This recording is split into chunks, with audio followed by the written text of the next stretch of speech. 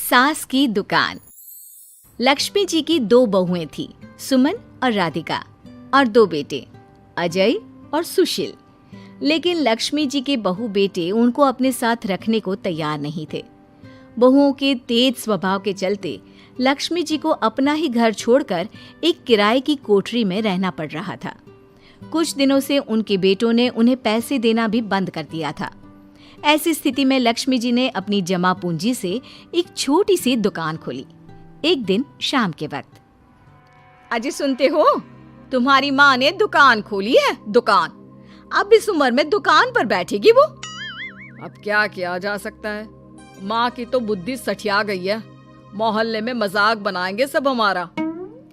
अरे जेठ जी, इसमें परेशानी क्या है अगर सासू माँ ने दुकान खोली है? हाँ, राधिका ठीक तो कह रही है। अपनी दुकान पर बैठी रहेगी, कम से कम हमें परेशान तो नहीं करेंगी। हाँ, वैसे बात तो ठीक है। खुद के दो पैसे कमाएंगी तो कभी कभार हमें जो खर्चा देना पड़ता है ना, वो भी देने से बच जाएंगे हम लोग। फिर किस बात की परेशानी, खोलने दो माँ को दुकान, हमें क्या। वैसे भी अपनी कोठरी में चुपचाप रह रही है ना, चाहे दुकान खोले या मॉल बनाए, हमें उससे क्या लेना देना। अगले दिन सुमन अपनी सास की दुकान पर पहुंचती है।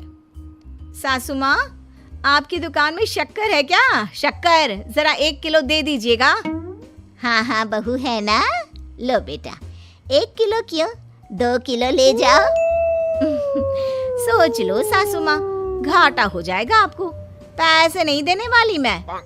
देखो सुमन, ये मेरी दुकान है और यहाँ पर जो भी कोई सामान खरीदने आता है उसे पैसे तो देने ही पड़ते हैं। अरे सासू माँ, ऐसा क्यों कर रही हैं आप? अरे देखो ना, घर पर आपका बेटा और पोते पोती दूध में शक्कर डालने के लिए कब से इंतजार कर रहे हैं। जरा उनके बारे में तो सोचिए। अरे ऐसी बात है क्या?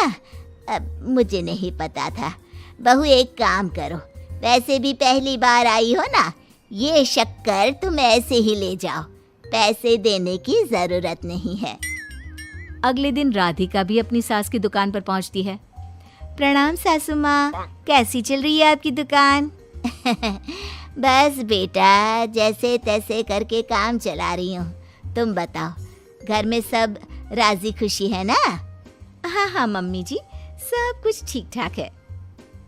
बताओ राधिका बहू, कैसे आना हुआ? कुछ काम था क्या? वो ना मम्मी जी, मुझे जरा 5 किलो आटा चाहिए था।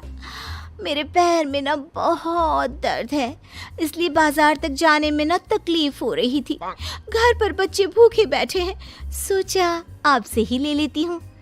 हाँ हाँ, क्यों नहीं बेटा, ये लो 5 किलो आटा ले जाओ। हाँ, लेकिन मम्मी जी, आपने जिठानी जी को शक्कर फ्री में दी थी, तो मुझसे भी पैसे तो नहीं लेंगी ना? हाँ, अच्छा ठीक है बेटा, कोई बात नहीं, तुम ऐसे ही ले जाओ, बच्चों से क्या पैसे लेना। कुछ दिनों के बाद लक्ष्मी का बेटा अजय दुकान पर पहुंचता है। कैसी हो माँ, दुकान तो अच्छी चल रही है ना तुम्हारी, सब मोहल्ले वाले तारीफ करते रहते हैं। अब क्या करूं बेटा, तुमने तो मुझे सहारा दिया नहीं, गरीब माँ को घर से बाहर निकाल दिया। कुछ तो करना पड़ेगा ना अपना पेट पालने के लिए। वो माँ ना बहुओं की बहुत चिक चिक रहती थी। अब देखो कितनी अच्छी जिंदगी है तुम्हारी, खुद कमाती हो, खुद खर्च करती हो, इससे अच्छी भला कोई जिंदगी हो सकती है क्या?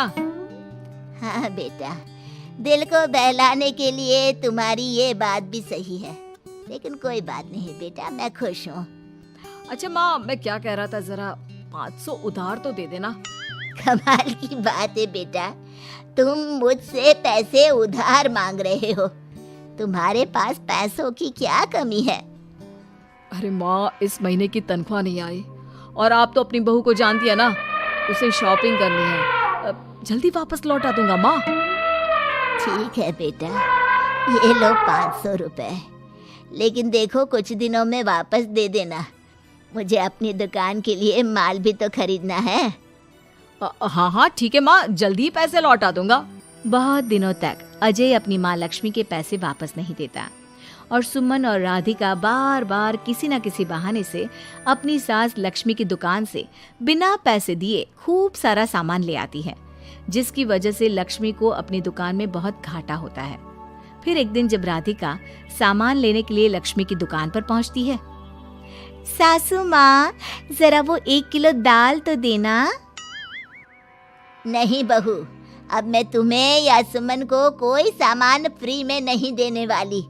तुम लोगों ने कभी कोई मदद नहीं की मेरी, उल्टा मेरी दुकान से फ्री का सामान ले जाकर मुझे मुश्किल में डाल दिया है। लेकिन मम्मी जी, हम तो आपके बच्चे हैं ना। अगर इतना ही मेरे बच्चे हो तो फिर मुझे घर से बाहर क्यों निकाल दिया? देख बहू, अब मैं तुम्हें 1 रुपए का सामान भी फ्री में नहीं दूंगी। और जाकर सुमन को भी कह देना, आए दिन तुम्हारा पति मुझसे उधार ले जाता है और वापस भी नहीं लौटाता। राधिका गुस्से में घर वापस आती है। घर आने के बाद, क्या हुआ राधिका, बहुत गुस्से में लग रही हो तुम? सासू माँ की दुकान पर गई थी ना? सासू माँ का तो कुछ करना पड़ेगा, जब से ये दुकान खोलकर बैठी है। अक्कड़ तो देखो उनकी। अरे लेकिन हुआ क्या है?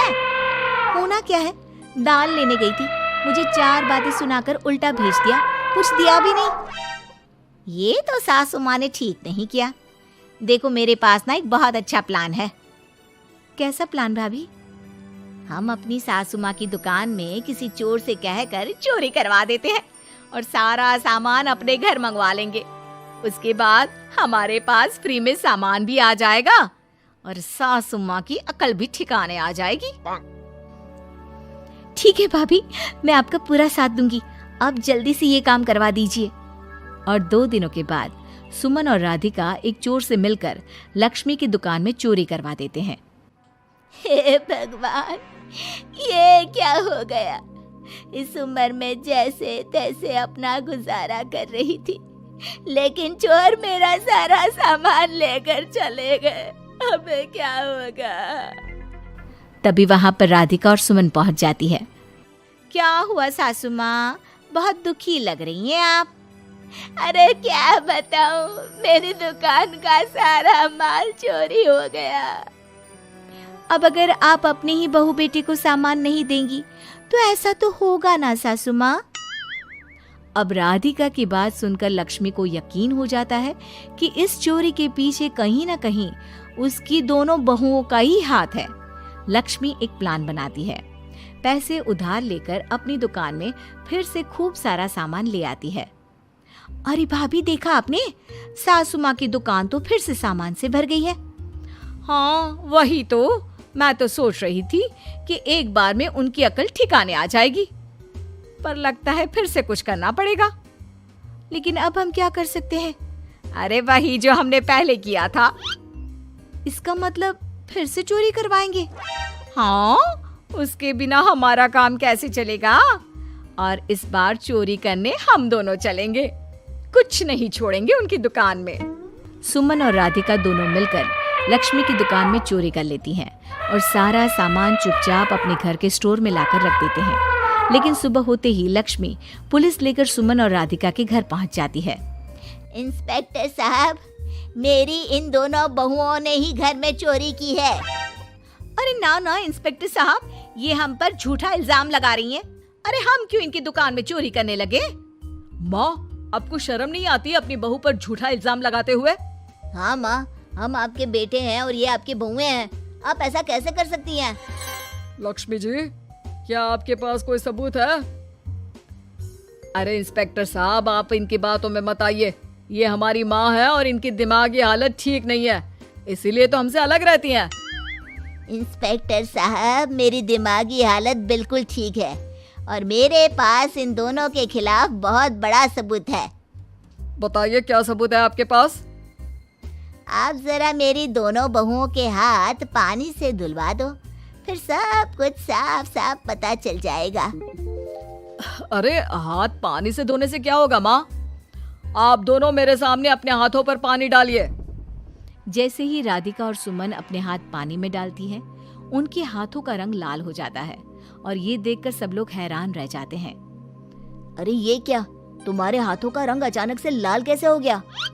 क्योंकि मैंने अपनी दुकान के सारे सामान पर एक तरह का केमिकल लगा कर रखा था। मुझे पता था जो भी चोरी करने आएगा वो सामान को अपने हाथों से उठाएगा और उसके हाथों पर रंग लग जाएगा। अरे माँ, आप तो बहुत चालाक निकली। इसे चालाक नहीं बेटा, बुद्धिमान कहते हैं। और जिसके तुम्हारे जैसे बहू बेटे हो उसे थोड़ा बहुत तो अपनी अकल से काम लेना ही पड़ता है ना। शर्म नहीं आती आप लोगों को अपनी ही माँ को परेशान करते हुए? हमें माफ कर दीजिए सासू माँ, हम आइंदा ऐसी गलती कभी नहीं करेंगे। और हाँ, आपको अपने साथ रखेंगे, आपकी सेवा करेंगे और पूरी इज्जत भी देंगे। हमें माफ कर दीजिए।